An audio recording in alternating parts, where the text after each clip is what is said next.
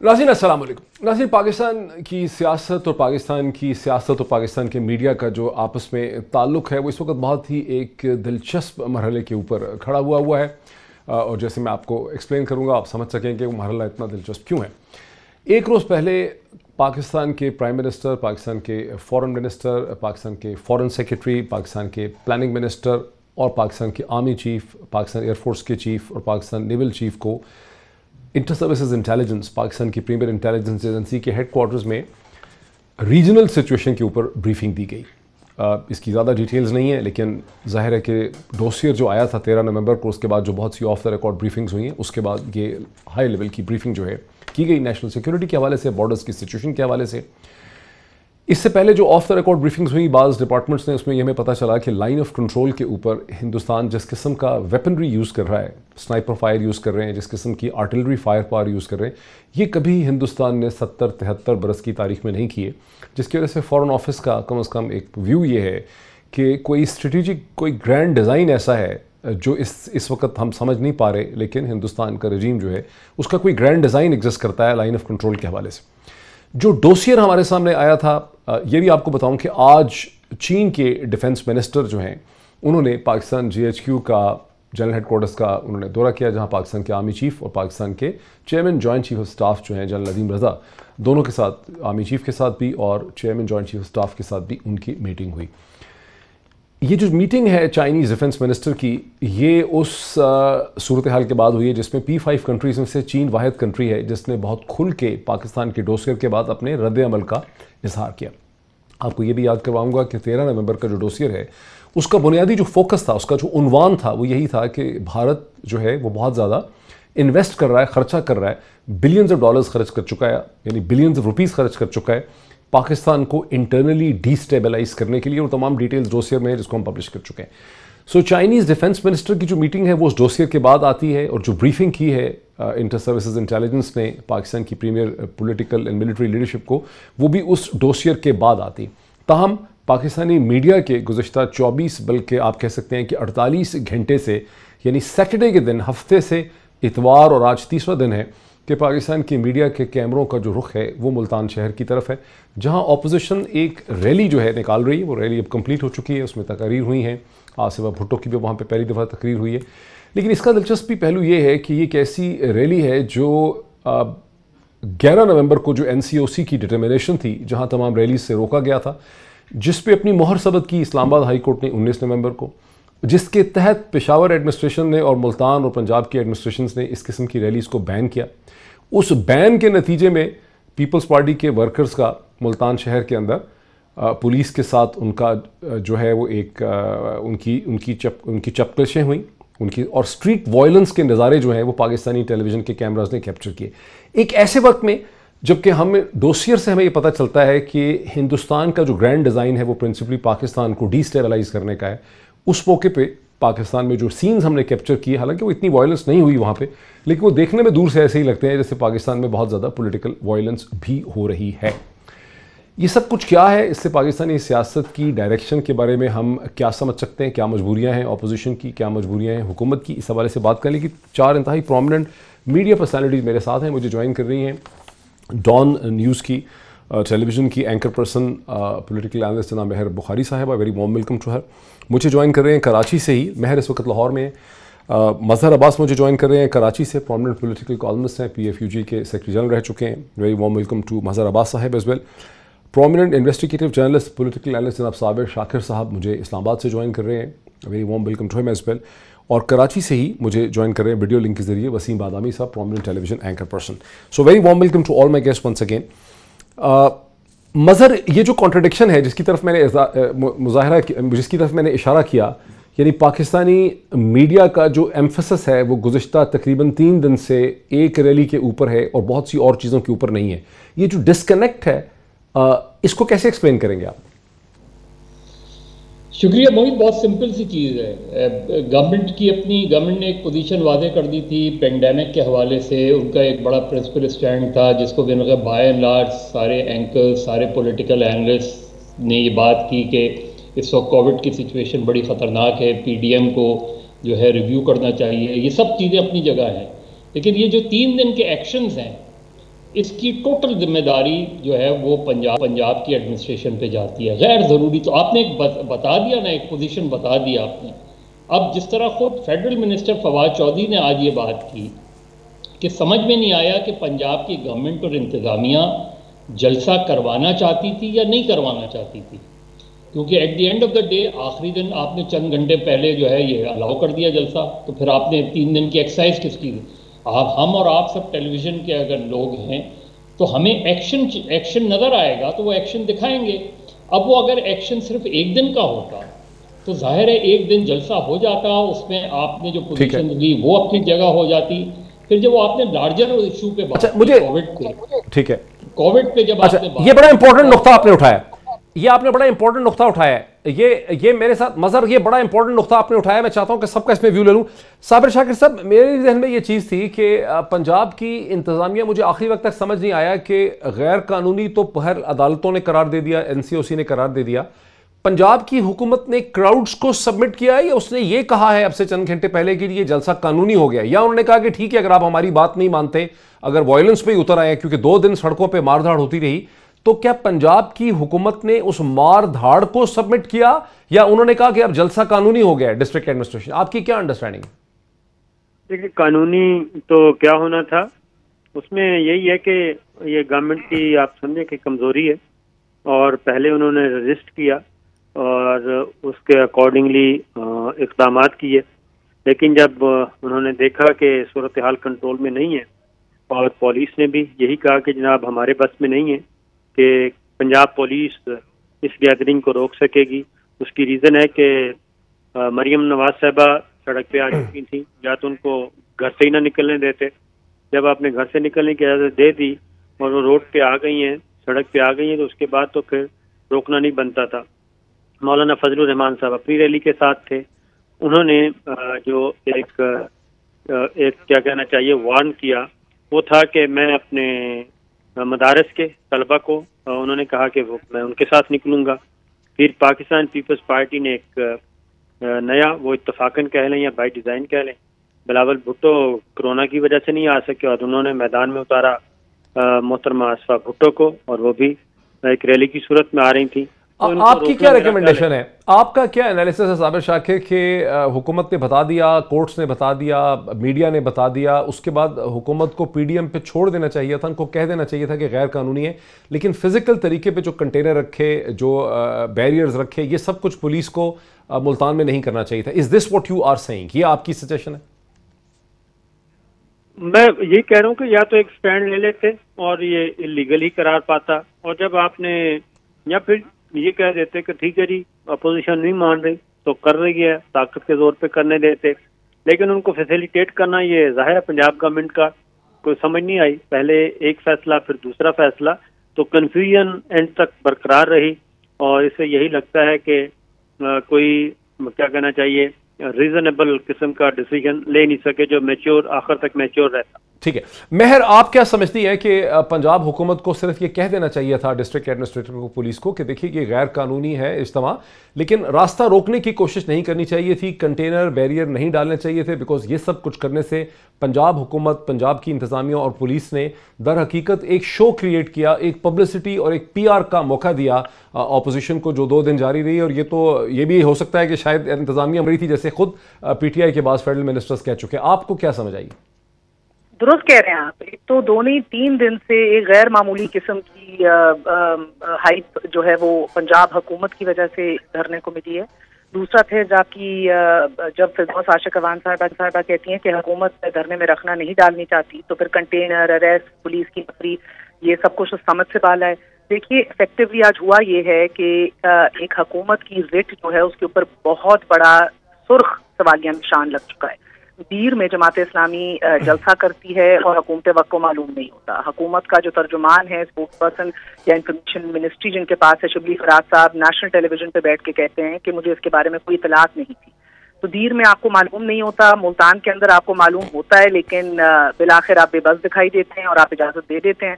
تو یا تو جلسے کی اجازت دینا یا دے دیں. خادم حسین رضوی صاحب کا تاریخ کا سب سے بڑا جنازہ ہو جاتا ہے، اور ظاہر انتظامیہ بے بس ہے لاہور کے اندر. خادم حسین رضوی صاحب کا 2 لاکھ کا جنازہ ہو جاتا ہے، کھبے سے کھاد چل رہا ہے وہاں پر. تو زیادہ صاحب ٹو بی فیئر जलसे में और एक जनाजे में फर्क होता है। उधर जिस तरह आवाम उमड़ के बाहर आई, आप रोकते कैसे?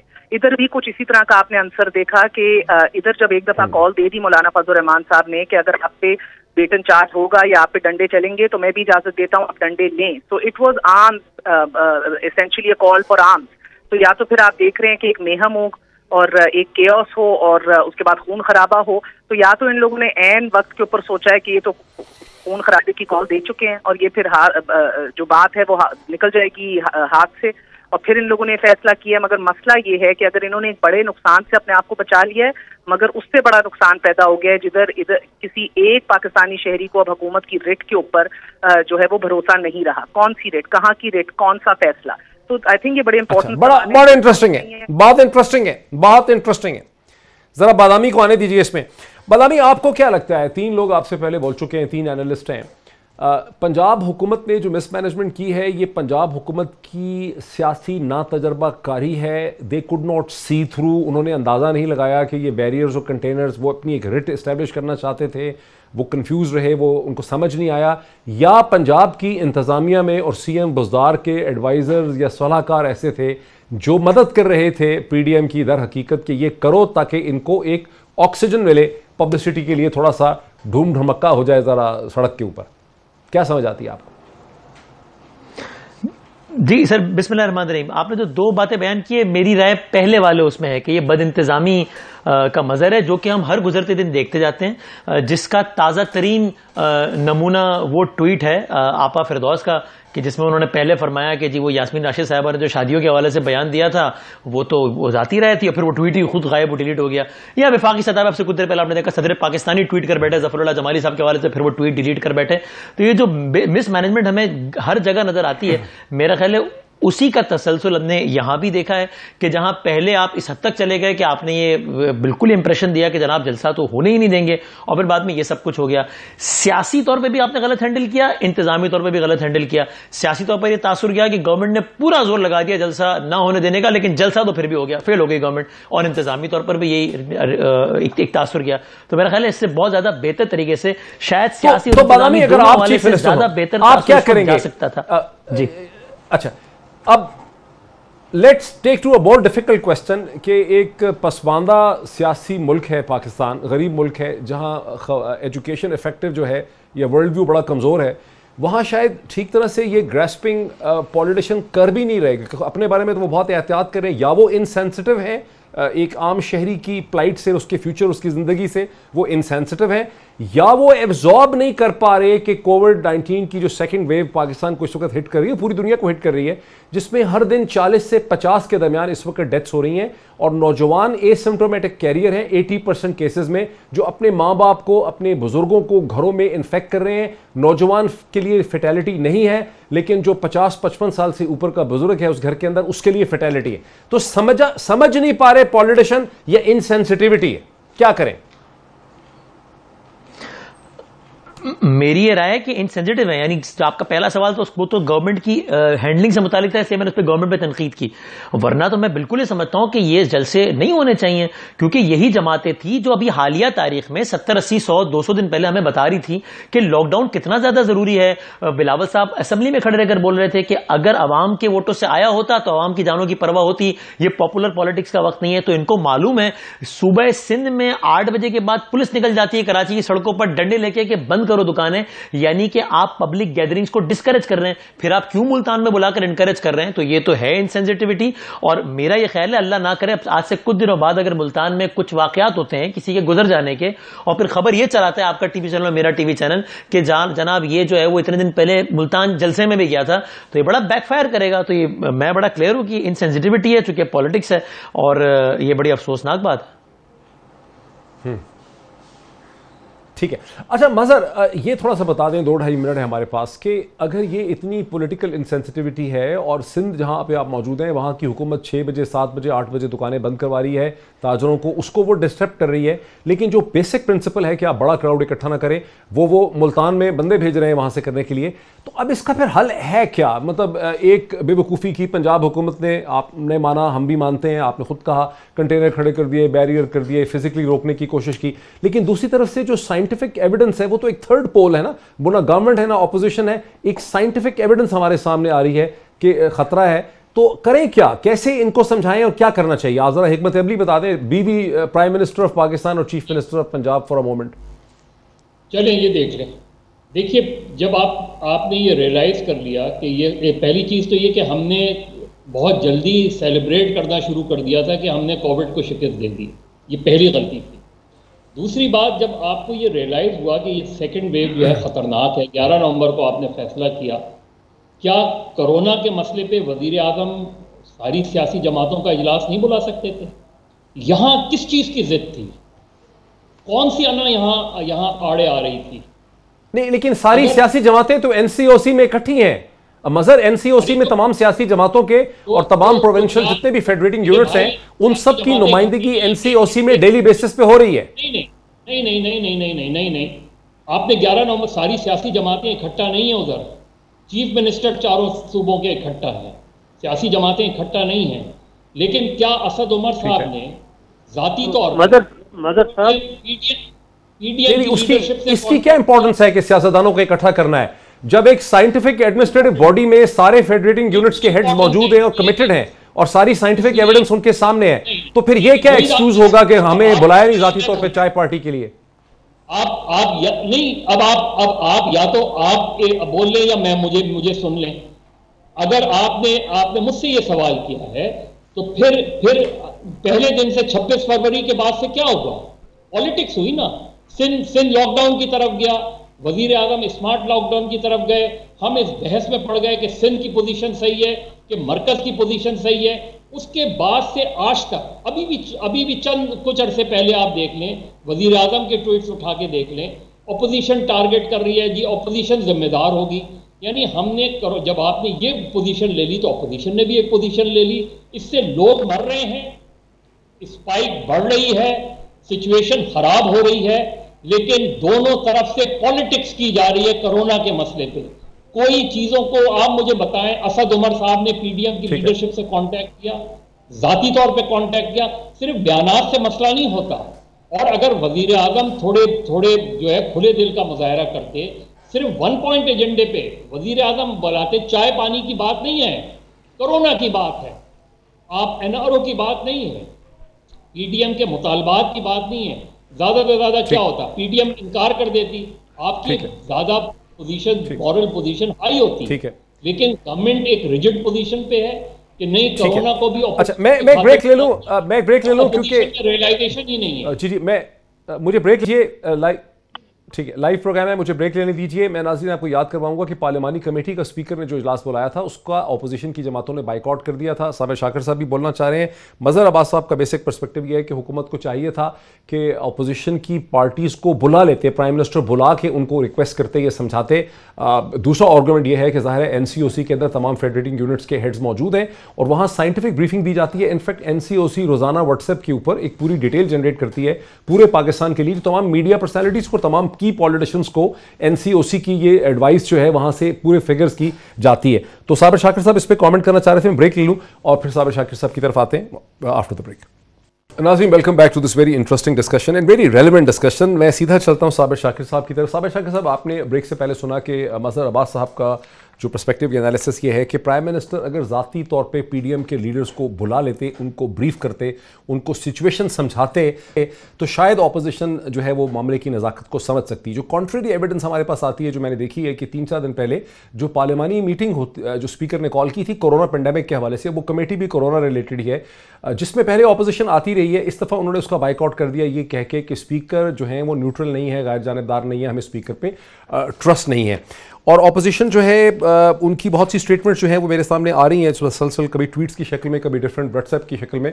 वो ये है कि खादिम हुसैन रिजवी के जनाजे को अगर हुकूमत नहीं रोक सकी, जमात इस्लामी की रैली को हुकूमत नहीं रोक सकी, असद उमर ने कहीं स्टूडेंट से खुद खिताब किया है और पुलिस वालों ने मास्क नहीं पहने, और ये सब चीज़ें इंडिकेट करती हैं कि गवर्नमेंट तो खुद भी सीरियस नहीं है। आपको क्या समझ आती है कि गवर्नमेंट क्या करे कि समझा सके ऑपोजिशन को? हाँ, और साथ ही हमने एक और भी बहुत इंटरेस्टिंग चीज़ देखी है कि जो बख्तावर भुट्टो की एंगेजमेंट थी 27 तारीख को, उसकी इनविटेशन में कहा गया कि पीसीआर का टेस्ट जो है 24 आवर्स फ्रेश टेस्ट जो है वो भेजें। तो दूसरी तरफ अपनी ज़िंदगी के लिए इतनी सेंसिटिविटी थी पीपल्स पार्टी की लीडरशिप में और आम आदमी के लिए नहीं है, तो कैसे इसको हैंडल करना है?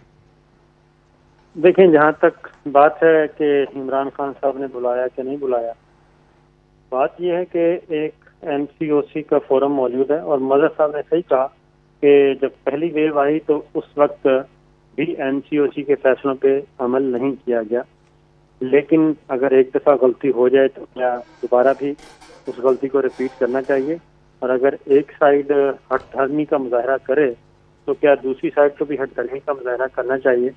इस वक्त सारी चीज़ें MCOC के फोरम पे मौजूद हैं। तमाम हुकूमतों की, तमाम सियासी जमातों की जो हुकूमत में है उनकी नुमाइंदगी मौजूद है और वज़ीर आला सिंध जो हैं वो बड़े अहम तरीन लीडर हैं पीपल्स पार्टी के। तो जब उस फोरम पे इजलास हो रहे हैं, इसमें हाई कोर्ट भी बता रही हैं और तमाम SOPs आ चुके हैं, तो एक होता है जनाजे में तो एक बिल्कुल दूसरी सिचुएशन होती है। एक होता है जनाब आपने बाकायदा तौर पे मुनज़्ज़म करके मुनज़्ज़म अंदाज में लोगों को इकट्ठा और फिर इसमें अपोजिशन को इस वक्त एक ही चीज़ है और वो अपोजिशन सही है, उसका एक पॉइंट ऑफ व्यू है, वो है इस वक्त इमरान खान साहब के सियासी खून की सियासी है और वो हर सूरत में चाहती है कि कोई टाइम ना गुजरे कि किसी भी तरीके से इमरान खान की हुकूमत गिर जाए। तो मैं तो ये लेकिन क्या इन जलसों से इमरान खान की हुकूमत डोल रही है? कोई गिरने वाला सीन बनता नजर आ रहा है आपको? बिल्कुल भी नहीं। आज आपने 3 तकरीरें सुनेंगी। आज एक सुने आसिफा भुट्टो की, ठीक, और दूसरी तकरीर मौलाना फजलुर रहमान साहब की सुने और तीसरी तकरीर अगर आप मरियम बीबी की सुने तो तीनों में ज़मीन आसमान का फ़र्क है, तीनों के टेम्परेचर का फ़र्क है। मौलाना फजलुर रहमान आज बहुत धीमे मिजाज में उन्होंने तकरीर की है, आसिफा भुट्टो ने ऐसी कोई बात नहीं की, जबकि मरियम बीबी जो हैं वो उनका तो वही पुराना एजेंडा, पुराना नैरेटिव, वही तकरीर थी और उसमें वो हर सूरत में चाहते हैं शरीफ खानदान। नहीं, लेकिन आप कैसे कहते हैं कि मौलाना धीमे थे? जब मौलाना ने ये कहा जलसे में, मैंने सुना उन्होंने कहा कि अब हर जुमे को और हर हफ्ते, हर इतवार को भी क्राउड्स निकलेंगे। जुमे से मतलब उनका है कि नमाज जुम्मा के बाद मसाजिद से वो बच्चों को निकालेंगे, मदारिस के लोगों को निकालेंगे। तो आप कैसे कह सकते हैं कि मौलाना का धीमा अंदाज था? मौलाना ने एक बात ध्यान में रखी है कि वो उस तरह, वो जो टेम्परेचर जो पहले था, जो पहले थी, वो अब नहीं है। ये बात मैं पूरे वसूख से कह रहा हूँ कि वो आहिस्ता आहिस्ता आगे बढ़ना चाह रहे हैं, जबकि मरियम बीबी का ये है कि वो तो हर सूरत में वो कहती हैं कि बस ये जलसा ख़त्म होने से पहले पहले गवर्नमेंट ख़त्म हो जाए। जो इंतकाम का एक नैरेटिव है, जो मुस्लिम लीग नवाज या शरीफ फैमिली में जो शिद्दत है, वो बाकी जमातों में नहीं है। और आसिफा भुट्टो की तकरीर तो बिल्कुल उन्होंने मुख्तसर तकरीर की और अपना एक हाजिरी लगवाई। ठीक, होस्ट ही वो थे और पीपल्स पार्टी का ही शो था, तो इसलिए उन्होंने कोई ऐसी बात नहीं की, पीपल्स पार्टी के रहनुमाओं की तरफ से नहीं आई। तो ये डिफरेंस एक अलग भी मौजूद है। ठीक है, तो गवर्नमेंट गिराना इनका मकसद है, तो मैं तो ये कहता हूँ कि गवर्नमेंट 2 महीने बाद गिरा लें, कोई मसला नहीं है। कि अगर आप इतने ही हैं बहुत ज्यादा मुतमईन और कॉन्फिडेंट हैं तो 2 महीने बाद भी हो सकता है हुकूमत गिराई जाए। नहीं, लेकिन वो तो महसूस करते हैं ना। ठहरे, चले मेरे साथ रहे जरा, मैं इसको आगे, इस बात को आगे बढ़ाता हूँ, फिर आपकी तरफ आता हूँ। मेहर बुखारी साहिबा, आसिफा भुट्टो की जो एक लॉन्च हुई है, सॉर्ट ऑफ प्रिलिमिनरी लॉन्च हुई है आज, और जो उन्होंने एक छोटी सी मुख्तसर सी तकरीर की है, उससे आपको क्या लगा कि वो भी क्या अब पाकिस्तान की सियासत के एक मेयर बन के इमर्ज करेंगी? देखिए, हर कोई कह रहा है कि ये उनकी लॉन्च हुई है। आसिफा बहुत एक्टिव है सिंध के अंदर, बल्कि लड़काना के हवाले से तो पिछले 2.5 साल पहले ही पीपल्स पार्टी के जो उनके साथ शाना बशाना होते हैं सिंध के अंदर, ये फैसला अंदरून खाना हो चुका था कि अब वो सिंध में एक्टिव रहेंगी, लड़काना जो है बराह रास्त देखेंगी। वैसे भी अगर आप देखें तो अपने वालिद को जब वो सदर थे, काफ़ी डिप्लोमेटिक टूर्स में वो साथ रह चुकी हैं। आसिफ अली जरदारी साहब कई बार निजी महफिलों में कह चुके हैं कि आसिफा की बहुत लीडरशिप क्वालिटीज हैं। तो ये मैं इसको एज ए लॉन्च नहीं देख रही, बट आई गेस एक रिमिनिसेंट होता है बंदा, एक इमोशनल वैल्यू भी है। 27 साल की हैं वो, पहली दफ़ा इधर मौजूद रही, वो भी इसीलिए क्योंकि उनके भाई नहीं आ सके थे। I think there was a lot left to be desired. बहुत ही छोटी तकरीर की, मगर मुझे नहीं लगता कि ये कोई ऑफिशियल मार्क है उनका और इसके बाद वो फिर कहीं غائب ہو جائیں گی یا اس کے بعد زیادہ دکھائی دیں گی. شی ول بی پولیٹیکلی ایکٹیو. یہ فیصلہ بہت پہلے ہو گیا تھا اینڈ یہ اسسٹ کریں گی بلاول بھٹو زرداری کو, مچ لائک جو آپ نے نواز شریف اور شہباز شریف کا ایک کمبینیشن دیکھا, ایک وفاق میں, ایک صوبے میں, مگر ٹوگیدر جو ہے ایک فورٹ ہولڈ کیا ہوا. ان کا بھی آئی تھنک یہی پلانز ہیں. دیکھیں, شی از بورن انٹو پالیٹکس. وہ 3 سال کی تھی جب ان کے والد جو ہیں وہ جیل چلے گئے تھے, 11 سال کی تھی جب وہ باہر نکلے, 14 سال کی ان کی والدہ وفات پا گئیں. خاندان کے اندر ایک لمبی فہرست ہے شہادتوں کی.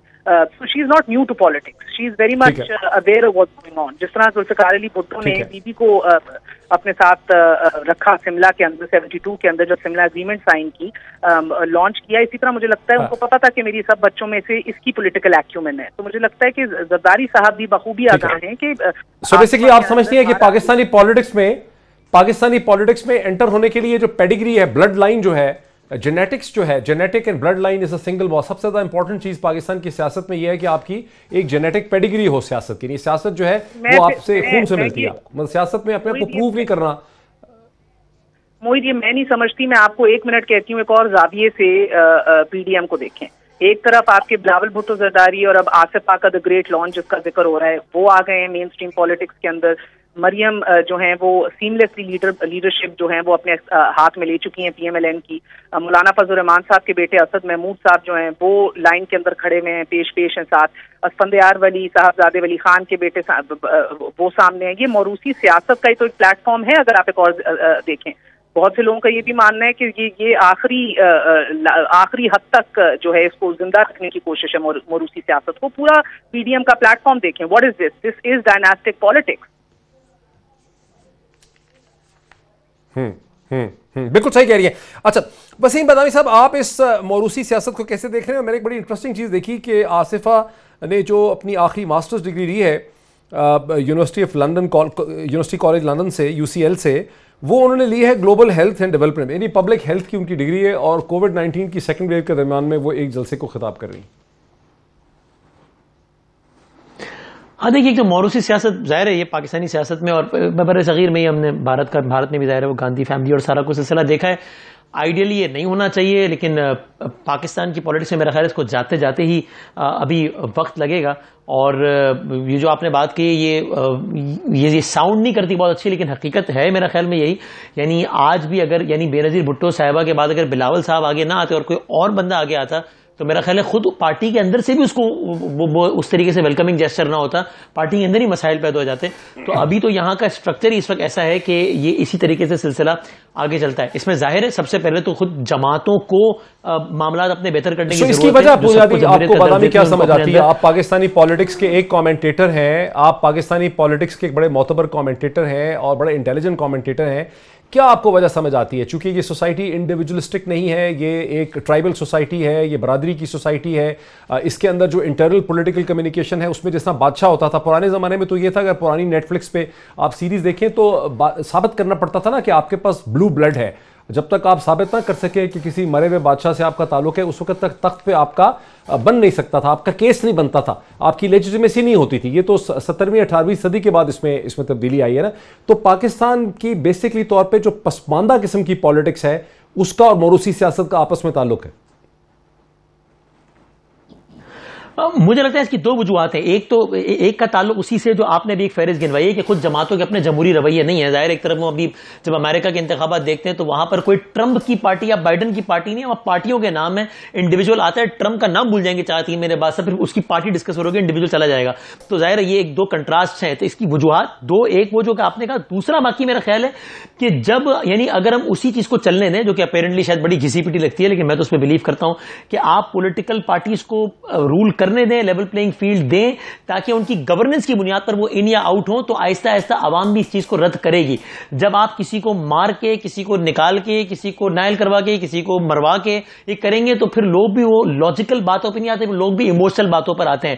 مجھے یاد ہے ہم ہر 27 دسمبر کو بی بی کی برسی پہ گڑی خدا بخت جاتے تھے, تو وہاں پر لوگ زرداری صاحب کے خلاف بڑے ناراض ہوتے تھے, کہتے تھے بی بی شہید, بی بی کے لیے ووٹ ہے اس لیے ہم دے رہے ہیں, لیکن زرداری کے ساتھ نہیں ہے, اس آدمی نے ہمارے ساتھ اچھا رول نہیں کیا پاکستان کو. لیکن پھر جس سال میمو گیٹ کا اسکینڈل عروج پر تھا اس سال جب ہم گئے 27 دسمبر کو تو وہاں پر ہم نے عجیب سپورٹ دیکھی. سب نے کہا کہ جو بھی ہم زرداری صاحب کے ساتھ کھڑے ہیں اس لیے کہ اس کے خلاف سازش ہو رہی ہے. تو جب ہم غیر جمہوری طریقوں سے کسی کو ٹارگٹ کریں گے تو پھر لوگ بھی لاجیکل کی بجائے ایموشنل بنیادوں پر فیملیز کو سپورٹ کریں گے. میرا خیال ہے یہ دونوں چیزیں اگر بہتر ہوں گی تو یہ ڈائناسٹک پالیٹکس سے آہستہ آہستہ چھٹکارا ملے گا پاکستان کو. اچھا اس پہ پھر ہم اگلے پارٹ میں بات کرتے ہیں. ایک چیز رہ گئی مظہر عباس صاحب, جو انویٹیشن کی بات تھی کہ اپنا جب انہوں نے ایونٹ کیا بلاول بھٹو کا تو باقاعدہ لوگوں سے کہا گیا کہ اپنا پی سی آر کا ٹیسٹ جو ہے کووڈ-19 کا نیگیٹو ٹیسٹ جو ہے اور فریش ٹیسٹ ہونا چاہیے, یہ بھی نہیں کہ پرانا, وہ جو ہے وہ اس کو ای میل کریں.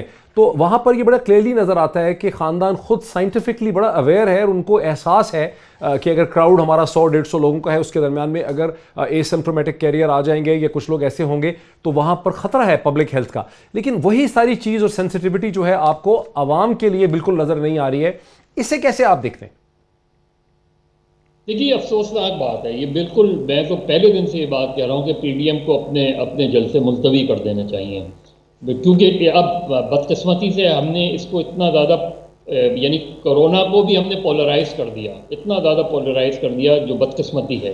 میرے ذاتی طور پہ بہت سے دوست جو ہے اس کرونا کا شکار ہوئے ہیں اور ان کی ڈیتھ ہوئی ہے.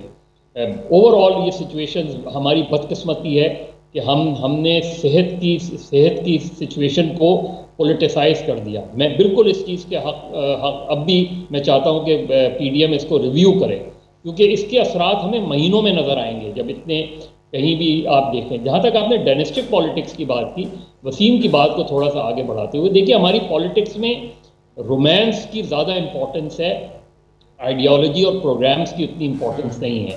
آپ ایک طرف دیکھیں بھٹوز ان نیچرل انداز میں آپ ہٹا دیں گے تو ظاہر ہے خاندان سے ایک وابستگی ہو جاتی ہے. لیکن ایون آپ ریلیجس پارٹیز میں دیکھیں, ابھی آپ دیکھیں علامہ خادم رضوی کی ڈیتھ ہوئی, اس کے بعد ان کے سکسیسر کون آئے؟ ان کے سکسیسر ان کے بیٹے کو بنایا گیا, کیونکہ ایک وابستگی خادم رضوی صاحب سے لوگوں کی فالوورز کی ہے, وہ آٹومیٹکلی اس خاندان کے ساتھ وہ چلی جاتی ہے. اب اس میں ہمارے یہاں ایون عمران خان کو آپ دیکھیں, وہاں تو کوئی ڈائنیسٹی نہیں ہے, لیکن پچھلے 23-24 سال سے پارٹی کے چیئرمین کون چلے آ رہے ہیں؟ عمران خان چلے آ رہے ہیں. کیا پارٹی آج اگر پارٹی کے لوگوں سے بات کریں, خود عمران خان سے بات کریں کہ اب آپ وزیر اعظم ہیں, پارٹی کا چیئرمین کسی اور کو آنا چاہیے کہ آپ اس سے دستبردار ہو جائیں, نہیں مانیں گے لوگ. تو ہمارے یہاں ایک پولیٹیکل رومانس جو ہے وہ پرسنالٹی اورینٹڈ ہے, ہمارے یہاں پروگرام اورینٹڈ نہیں ہے. ہمارے یہاں ماں سبائے جماعت اسلامی کے کہ جہاں ہمیں ایک ٹرانزیشن نظر آتی ہے, وہاں بھی امیر کے مسئلے پر وہاں بھی وہی ہمیں ریجیڈیٹی نظر آتی ہے کہ امیر کو وہ فوری طور پہ اور وہ بھی پاپولر جماعت نہیں. بڑا صحیح آپ نے کہا ہے Mazhar, very important very relevant argument ہے. اس میں مزید بات کرتے ہیں بریک کے بعد, اسی پوائنٹ سے ڈسکشن کو آگے بڑھاتے ہیں آفٹر دا بریک. ناظرین ویلکم بیک. ناظرین آخری پارٹ ہے, بہت ہی انٹرسٹنگ. میرے پاس کویسچنز ہیں, 2 بنیادی سوال ہیں. پہلا سوال جو میں لے کے چلتا ہوں صابر شاکر صاحب کی طرف. صابر شاکر صاحب, جب ڈائناسٹک پالیٹکس کے حساب سے بات ہوتی ہے, جیسے کہ مظہر صاحب نے بھی کہا اور سبھی لوگوں نے کہا, ہمارے پارٹیسپینٹس نے, وسیم بادامی صاحب نے بھی کہا کہ نواز شریف ہوں یا بھٹو ہوں یا عمران خان ہوں یا مولانا فضل الرحمان ہوں یا ولی خان خاندان ہو یا پھر خادم حسین رضوی ہو, جو بھی کسی لیڈر کی فالوشپ ہے وہ بیسکلی ایک کلٹ فالوشپ ہے. ٹھیک, وہ ایک کلٹ فالوشپ ہے اور وہ کلٹ فالوشپ جو ہے وہ پھر انہیرٹ ہوتی.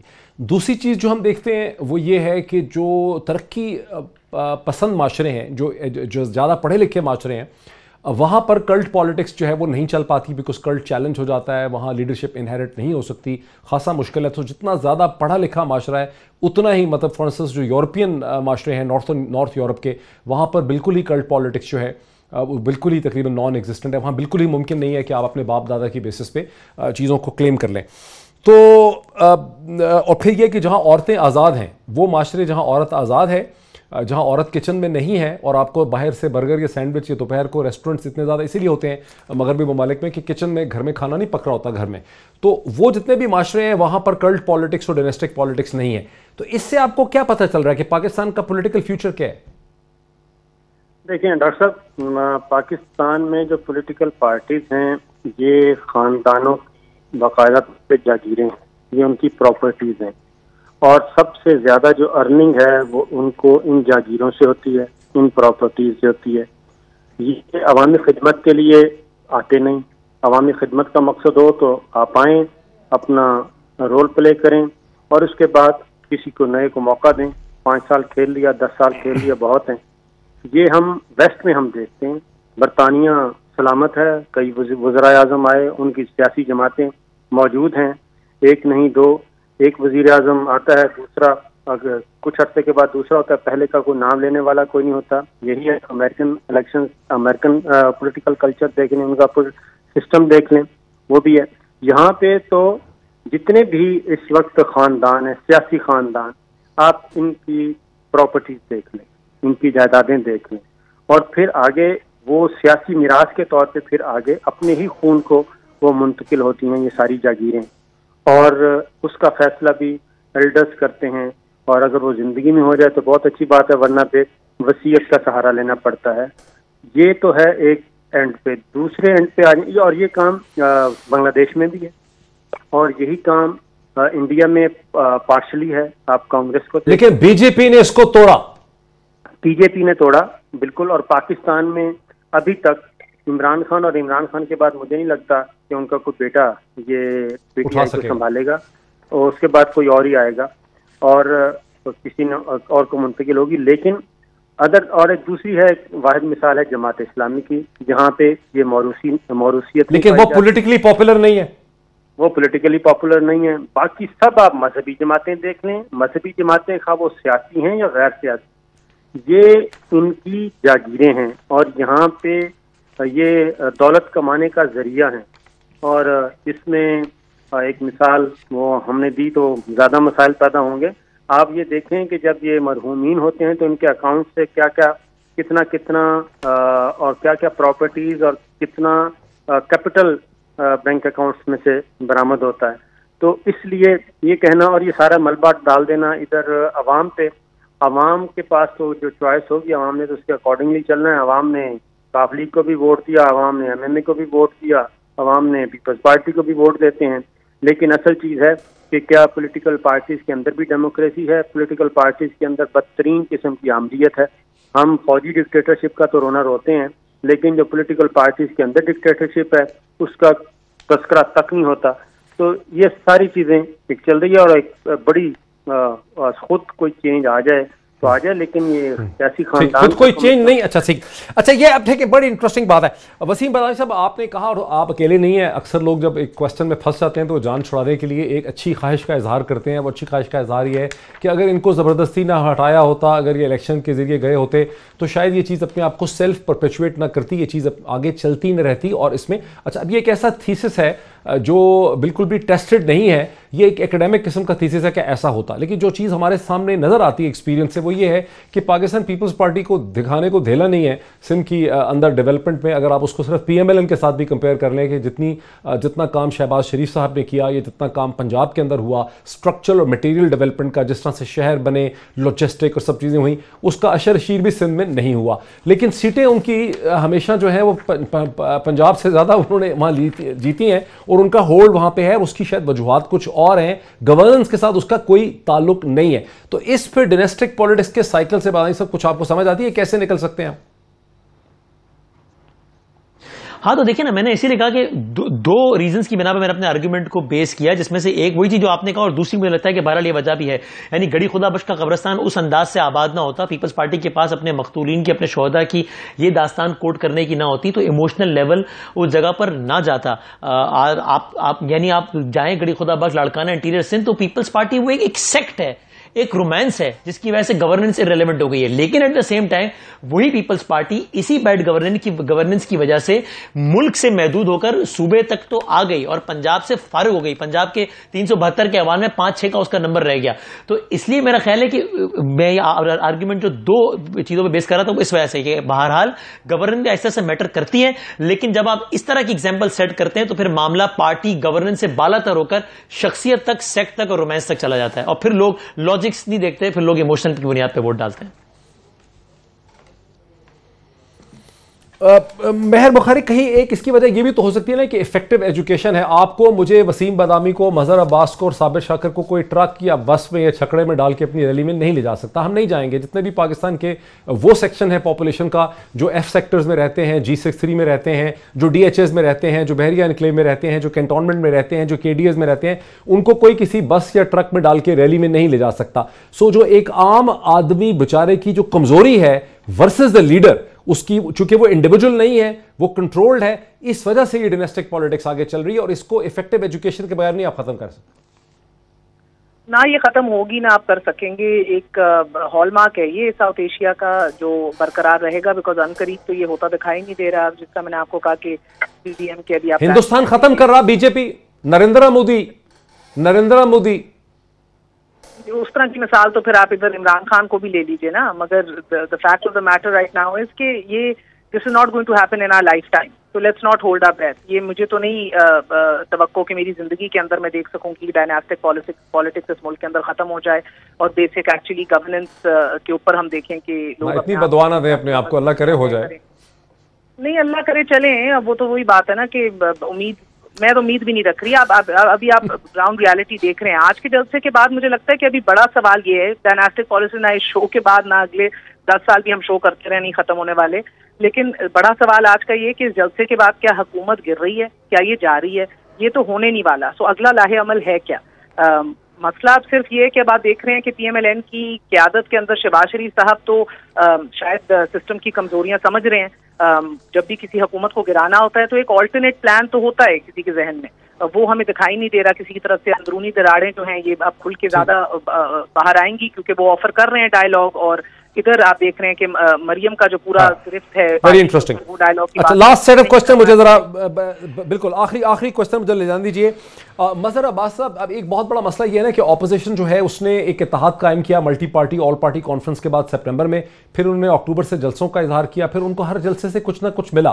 کہیں گجرانوالہ میں نواز شریف صاحب نے سخت جملے کہہ دیے, کہیں کیپٹن صفدر کی گرفتاری سے کوئی فائدہ ہو گیا, کہیں کچھ اور ہو گیا. تو یہ کرتے کرتے ان کو لگ رہا تھا کہ وہ مومنٹم بلڈ اپ کر رہے ہیں. اب اللہ کی طرف سے یہ سیکنڈ ویو کورونا کی آ گئی ہے, وہ فرسٹریٹڈ ہے بہت زیادہ. اس فرسٹریشن میں وہ کیا اقدامات اٹھا سکتے ہیں, بیکاز ان کے جلسوں سے حکومت تو گرتے نظر نہیں آ رہی. تو کیا آپ سمجھتے ہیں کیا کریں گے یہ اب آگے؟ دیکھیں معید, اس میں تو مجھے تصادم کے سوا کوئی دوسری راہ نہیں لگ رہی. مجھے ڈائلاگ ہوتے نظر نہیں آ رہے. نہ حکومت ڈائلاگ کرنے کو تیار ہے, نہ اپوزیشن حکومت سے بات کرنے کو تیار ہے. جو تیسری فورس ہے وہ دیکھ رہی ہے سچویشن, اور سچویشن جب اگر کانفرنٹیشن کی طرف جاتی ہے, یہ مارچ کی طرف جاتی ہے, تو ظاہر ہے تصادم ہوگا. تو اس کا تو سمپل سے مجھے تو کم سے کم تصادم کے علاوہ کوئی دوسری سچویشن نہیں لگ رہی. لیکن جو آپ نے پچھلا سوال کیا, آپ نے کہا یہ اکیڈیمک ڈسکشن ہے ڈائناسٹک پالیٹکس. میرا نہیں خیال, میرا خیال ہے ہارڈ ریئلٹیز ہیں. دیکھیے اگر 70 آپ صرف Peoples Party the classical example, Peoples Party کو کتنی مرتبہ توڑا گیا اور کس نے توڑا. سندھ پہلے سندھ, پنجاب, سندھ, بلوچستان, خیبر پختونخوا کانفیڈریشن بنانے کی کوشش کی گئی, اور یہ ہارڈ فیکٹس ہے کہ کس نے بنائی. اس کے بعد جتوئی صاحب کو توڑا گیا, ایک نیشنل پیپلز پارٹی بنائی گئی, پھر شریفز کو آگے لایا گیا. شریفز کہاں تھے پالیٹکس میں, ان کو کس نے لے کر آیا.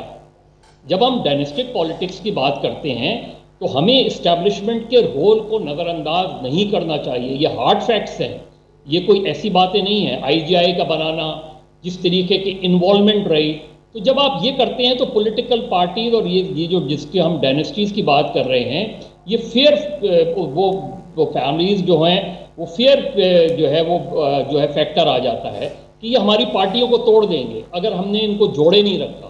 وہ جوڑنے کا سہارا انہیں وہی خاندان نظر آتا ہے, ورنہ 67 میں جب پیپلز پارٹی. بالکل صحیح کہہ رہے ہیں آپ مظہر کہہ رہے ہیں, لیکن وقت میرا ختم ہو گیا. وقت میں کاش میں آپ کی بات اور بڑھ سکتی ہے آگے, لیکن وقت ہمارا بالکل ختم ہو گیا. مہر بخاری صاحبہ کا, مظہر عباس صاحب کا, صابر شاکر صاحب کا, وسیم بدامی صاحب کا بہت شکریہ. ناظرین, یہ ایک بڑی پڑھی لکھی سلجھی ہوئی بحث تھی, اس میں سے ساری آپ نے سنی ہے, فیصلہ آپ کا ہے. آج اتنا ہی, پھر آپ سے ملاقات ہوتی ہے. بہت شکریہ.